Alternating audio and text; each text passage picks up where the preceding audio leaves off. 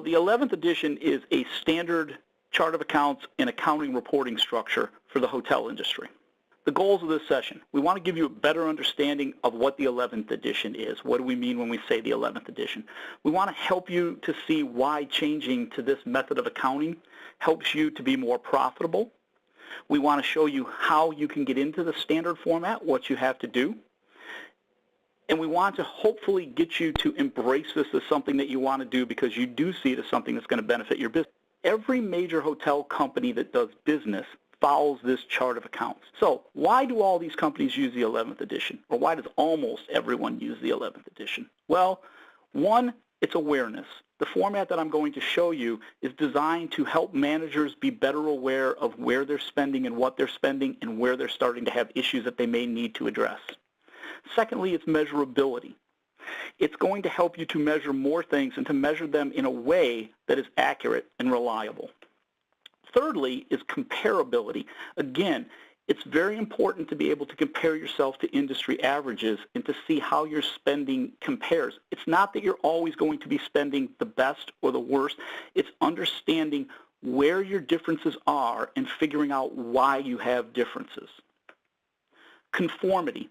When you go to borrow money, when you go to sell your hotel, when you go to show your financial information to any institution for any reason, this is the format that they're going to expect it to be in. Finally, you want to be able to make informed decisions. Ultimately, what this is about is improving your profit. It's about learning from others.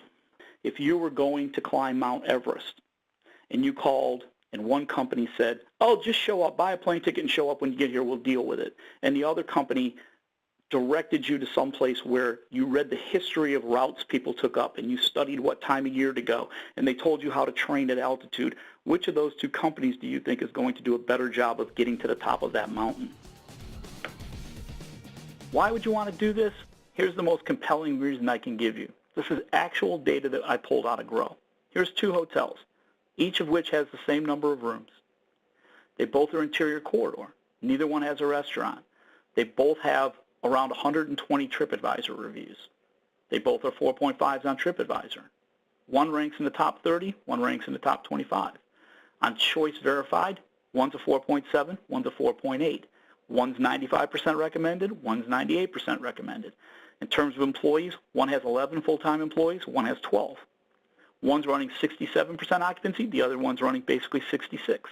One's got an $88 ADR, the other's got an $84 ADR. There's their RevPAR. They're about $3,000, $4,000 apart in revenue. So these two hotels, for all intents and purposes, are pretty much identical. One's running a 24% labor cost, one's running a 22.3. One's running a 32% GOP, one's running a 54. One owner is making $401,000 in profit, the other one's making $678,000. So if you're an owner, ask yourself, if there's another hotel out there that compares to me that closely in revenue, size, operation, but they're making $200,000 more than I am in profit, do you want to know what you're doing differently?